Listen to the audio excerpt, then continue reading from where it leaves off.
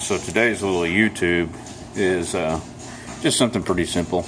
So we've got this 2600 Bandit here, and believe it or not, it actually started and ran. The pilots weren't plugged, but the chokes were seized in the body of each individual carburetor. So we split the bank, but in the process of trying to get one of the last seized ones out, the small head here, which you see here, broke off. So I got pretty creative and I actually drilled out a hole 1.60 millimeter into the brass.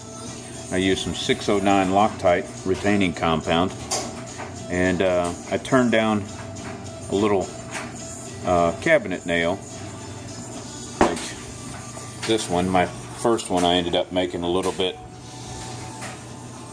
too small, so it didn't have a good friction fit, so the retaining compound wasn't going to hold it. But I just wanted to show how nice it actually works now.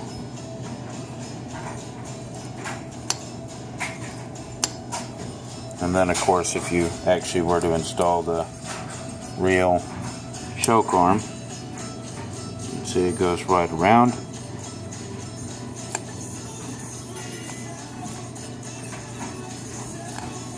So the other three were fine.